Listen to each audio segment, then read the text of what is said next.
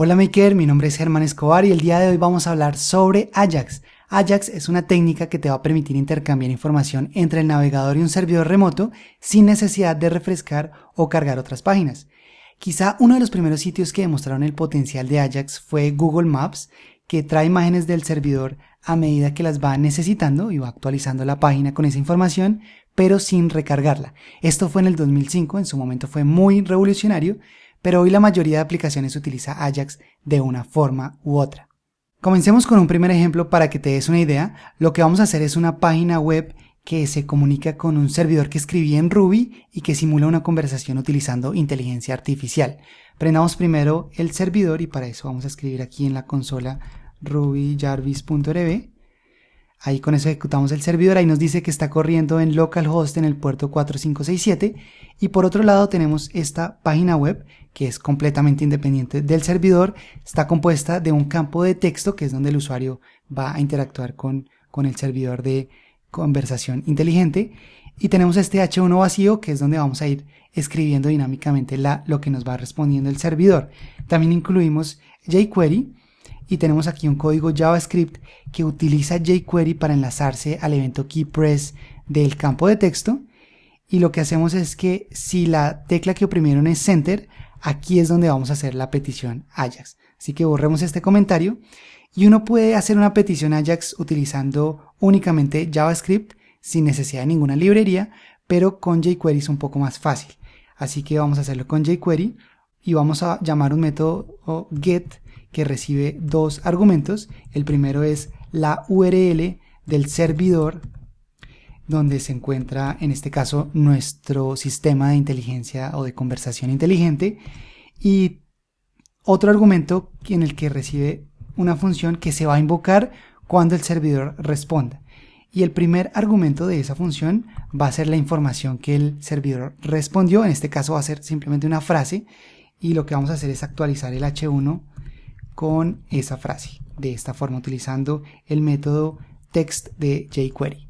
Bien, probemos a ver cómo funciona. Vamos a abrir esta página de esta forma. Ahí ya está el campo de texto, así que vamos a saludar a Jarvis y oprimimos Enter y fíjate que él ahí hizo una petición al servidor.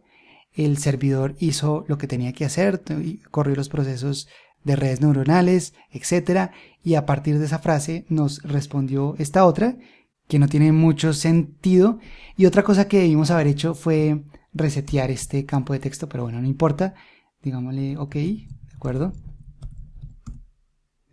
Bueno, Germán, que de nuevo, no, todo bien, qué buen clima el que hace hoy, digámosle algo como está lloviendo. Hola, ¿qué tal? Bueno, la verdad es que no es un sistema de inteligencia artificial, pero por un momento creíste que sí era. Fíjate, el código de el servidor está escrito en Ruby y lo único que tiene es una lista, un arreglo de frases y seleccionamos una de forma aleatoria. Sí, lo siento, no es nada de redes neuronales ni nada de eso, pero nos permite ver la interacción entre el navegador y el servidor a través de Ajax, que es lo más importante. Es más, ni siquiera estamos teniendo en cuenta lo que ingresa el usuario, simplemente el Enter. Y fíjate que si entramos aquí a las herramientas del desarrollador, las puedes abrir en Chrome, entrando aquí a More Tools y en Developer Tools, aquí te abre estas herramientas de desarrollador y aquí estamos en la pestaña de red o network. Y fíjate que si cada vez que oprimimos un Enter, él hace una petición al servidor, en este caso al localhost 4567, que es donde está el servidor de Ruby. Si volvemos a oprimir Enter, hace otro llamado Ajax. Y si vemos esas peticiones en más detalles, aquí nos muestra la respuesta, lo que nos respondió el servidor. Entonces ahí está ese hola, ¿qué tal? Antes fue la vida está llena de sorpresas. Si hacemos otro llamado, veamos lo que nos respondió. ¿Cómo te llamas? Ahí está esa respuesta. Pero lo interesante es que este servidor lo hubiésemos podido escribir en cualquier otro lenguaje, en PHP, en Java, en .NET, cualquier cosa. Por debajo lo que estamos haciendo es intercambiando información a través de HTTP. Y en nuestro ejemplo fue fácil porque lo único que estamos retornando es una frase. Pero imagínate que quisiéramos o estuviésemos solicitando información de un vuelo o cualquier otra información más compleja que esté compuesta por varios datos. ¿En qué formato crees que podríamos intercambiar esa información? Por un lado, tiene que ser un formato que sea fácil de interpretar por las partes y que nos permita intercambiar tanto información simple como compleja. Y si tú controlas tanto el código al lado del cliente como el código al lado del servidor, podrías definir tu propio formato, por ejemplo, decir vamos a separar los datos con asterisco o con guión o cualquier cosa, pero existen dos formatos muy populares hoy en día que debes conocer. Uno es XML y el otro es JSON. Antes XML era muy popular, pero hoy JSON es mucho más popular que XML. Así que veamos unos ejemplos. Este primer ejemplo es de XML. Fíjate que se parece mucho a HTML, se compone de etiquetas y entre las etiquetas va la información. En este caso estamos representando un vuelo. Bien, ahora veamos lo mismo pero en JSON.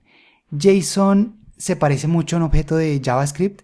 De hecho, el nombre JSON viene de JavaScript Object Notation y tiene unas diferencias con los objetos de JavaScript, pero se pueden convertir muy fácil de uno al otro. Uno puede convertir muy fácil JSON a objetos de JavaScript y objetos de JavaScript a JSON, y de esa forma es muy fácil manipular información que nos llega en formato JSON. Ahora, todo lo que uno puede representar en XML lo puede representar en JSON y viceversa. Pero XML y JSON solo definen el formato, no la información que se va a intercambiar. La estructura de la información la define generalmente la persona o la empresa que escribe el lado del servidor. Por ejemplo, existen muchos servicios que exponen información a través de JSON o XML. A eso se le llama un Web API o simplemente un API. Uno de esos servicios es Twitter, así que uno puede buscar Twitter API. Y si abrimos aquí este resultado de REST APIs, él nos va a mostrar la documentación de ese API de Twitter, que tiene una lista de URLs, o en el lenguaje de APIs se les llaman los endpoints, y cada uno de estos endpoints es una URL que nos va a retornar cierta información. Así que, por ejemplo, este que acabo de abrir son los tweets de un usuario en particular, y aquí nos muestra la URL específica que debemos invocar.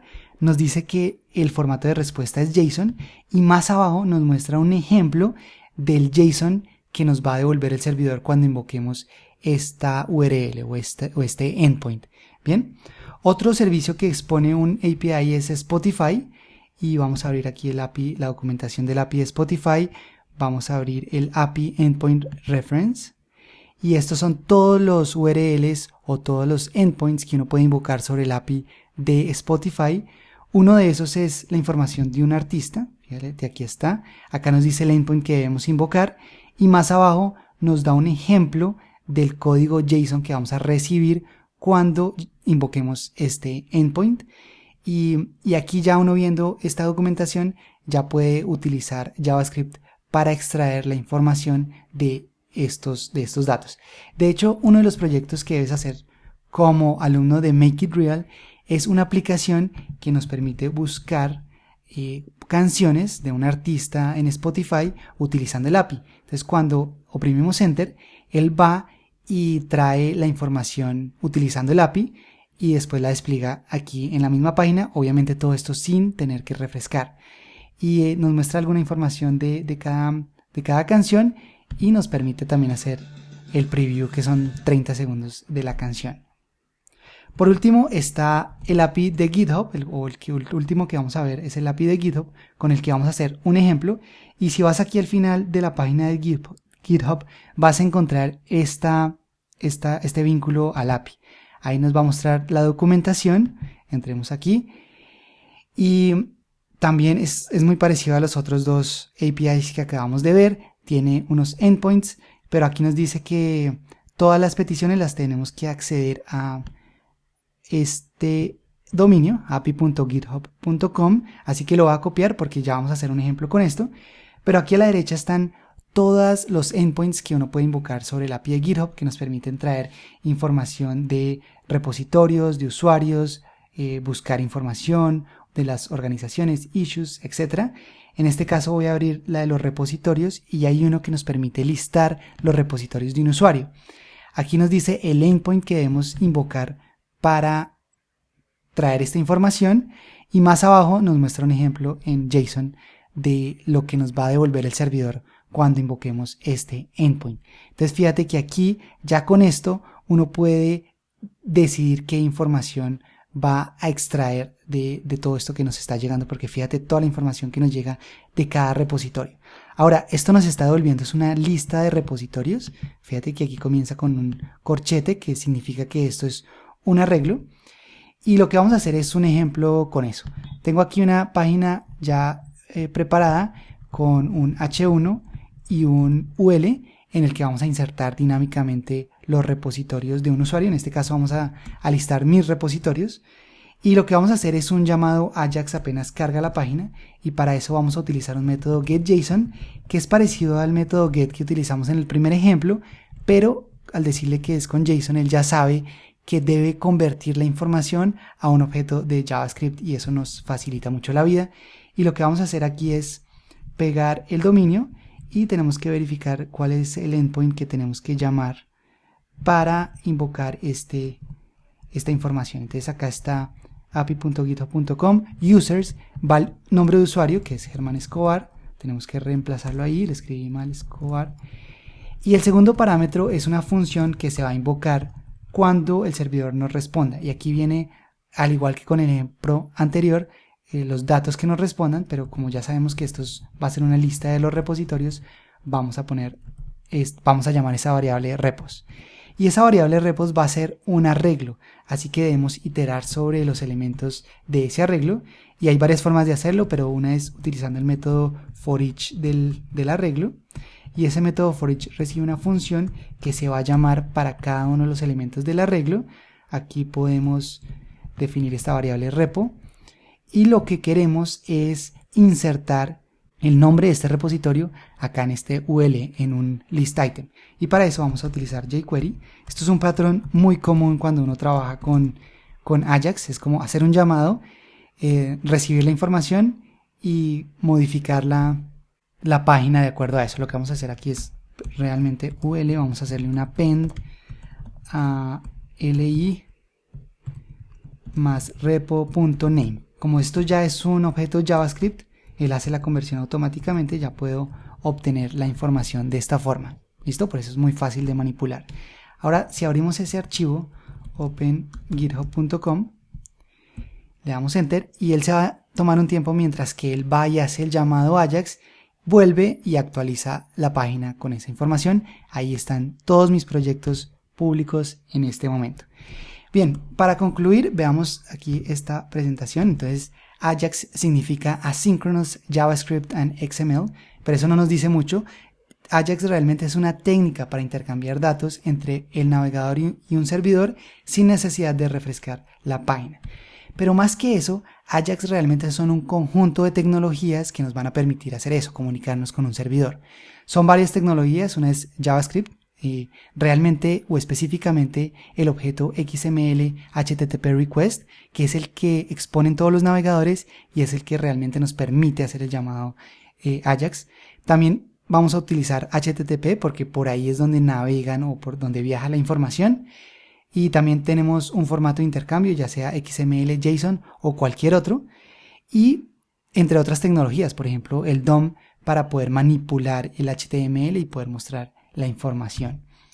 Ahora, como te decía al principio, uno puede hacer un llamado Ajax utilizando solo JavaScript sin ninguna librería. Eso es lo que llaman Vanilla JavaScript, y utilizando el objeto XML HTTP request, que lo tienen ya todos los navegadores, pero es un poco verboso de hacer si lo comparamos por ejemplo con jQuery, que es mucho más compacto, pero jQuery por debajo lo que está haciendo es todo esto que ves acá en esta diapositiva. Bien, eso es una introducción a Ajax. De acá en adelante es mucha práctica y experimentación, así que ánimo y adelante.